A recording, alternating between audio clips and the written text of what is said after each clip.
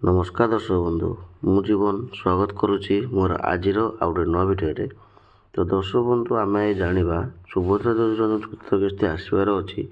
ତ ସେଇଟା କେଉଁ ତାରିଖରେ ଆସିବ ଏବଂ କେବେ ଆପଣମାନେ ପାଇବେ ସୁଭଦ୍ରା ଯୋଜନାରେ ଚତୁର୍ଥ କିସ୍ତି ଟଙ୍କା। ଠିକ୍ ଅଛି। ତ ତା ପୂର୍ବରୁ ଯଦି ଆପଣମାନେ ଭିଡ଼ିଓରେ ନୂଆ ଅଛନ୍ତି ତ ଭିଡ଼ିଓକୁ ଲାଇକ୍ କରି ଚ୍ୟାନେଲଟିକୁ ସବସ୍କ୍ରାଇବ୍ କରିବା ପାଇଁ ଜମା ବି ଭୁଲନ୍ତୁନି। କାହିଁକିନା ଯଦି ବି ଆମେ କିଛି ନୂଆ ଇନଫର୍ମେସନ୍ ଭିଡ଼ିଓ ପକାଇବୁ ତାହେଲେ ଆପଣମାନେ ଆମ ଚ୍ୟାନେଲ୍ ମାଧ୍ୟମରେ ଆପଣ ଯେ ଦେଖିପାରିବେ। ଠିକ୍ ଅଛି।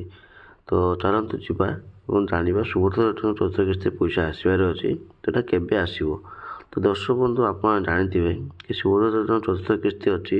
ତ ଚତୁର୍ଥ କିସ୍ତି, ସେକେଣ୍ଡ କିସ୍ତି, ତୃତୀୟ କିସ୍ତି ଏବଂ ଆସିବାକୁ ଯାଉଥିବା ଚତୁର୍ଥ କିସ୍ତି ପାଇବେ। ତ ପ୍ରଥମ କିସ୍ତି ଯେଉଁମାନେ ପାଇଥିଲେ ଏବଂ ସେକେଣ୍ଡ କିସ୍ତି ଯେଉଁମାନେ ପାଇଥିଲେ, ଥାର୍ଡ଼ କିସ୍ତି ଯେଉଁମାନେ ପାଇଥିଲେ, ଠିକ୍ ଅଛି।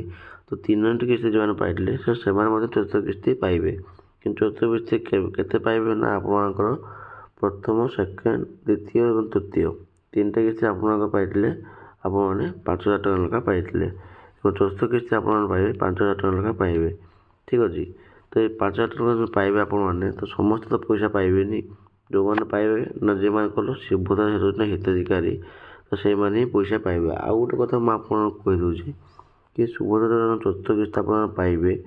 ଠିକ୍ ଅଛି। ଚତୁର୍ଥ କିସ୍ତି ଆପଣମାନେ ପାଇବେ, ସେଇଟା କେତେ ପାଇବେ? କିଛି ଲୋକ 10,000 ଟଙ୍କା ଲେଖା ପାଇପାରନ୍ତି। କାହିଁକିନା ଆପଣଙ୍କ ଯେଉଁ ରିସେଣ୍ଟଲି ଆପଣ ଜାନୁଆରୀ 22 ତାରିଖରେ ଆପଣମାନେ ପାଇଥିଲେ 5,000 ଲେଖା ପାଇଥିଲେ ଏବଂ 10,000 ଟଙ୍କା ଲେଖା ପାଇଥିଲେ। କେଉଁମାନେ ପାଇଥିଲେ ନା ଯେଉଁମାନଙ୍କର ବୟସ 21 ବର୍ଷ ହେଇଥିଲା ସେମାନେ ପାଇଥିଲେ 5,000 ଏବଂ ଯେଉଁମାନେ ଆଗରୁ ପୁରୁଣା ମାନେ ଯେଉଁମାନଙ୍କ ଆପ୍ଲାଏ କରିଥିଲେ କିମ୍ବା 18 ବର୍ଷ ଯାଇ କଟି ଯାଇଥିଲା ଏବଂ KYC କିମ୍ବା DBD ଲିଙ୍କ କରିନଥିଲେ, ତ ସେଇମାନେ ପାଇଥିଲେ 10,000 ଟଙ୍କା ଲେଖା ପାଇଥିଲେ। କିନ୍ତୁ ବର୍ତ୍ତମାନ ଯେଉଁମାନେ ପାଇବେ ସେମ୍ ପ୍ରୋସେସ୍, ଯେଉଁମାନଙ୍କର 4th ଇନଷ୍ଟଲମେଣ୍ଟର ପଇସା ଆସିନାହିଁ ତ ସେମାନେ ପାଇବେ 10,000 ଟଙ୍କା ଲେଖା ପାଇବେ। ଠିକ୍ ଅଛି।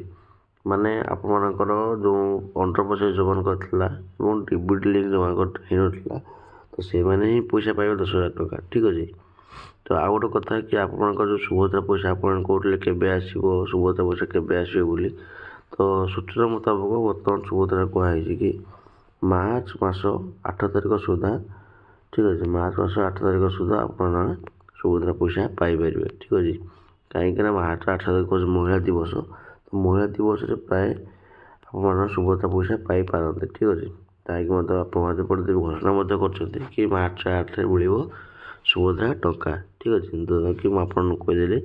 ଯଦି ଆପଣଙ୍କୁ ଭିଡ଼ିଓ ଭଲ ଲାଗିଥିବ ତ ଭିଡ଼ିଓକୁ ଲାଇକ୍ କରି ଚ୍ୟାନେଲଟିକୁ ସବସ୍କ୍ରାଇବ୍ କରିବା ପାଇଁ ଜମା ବି ଭୁଲନ୍ତୁନି।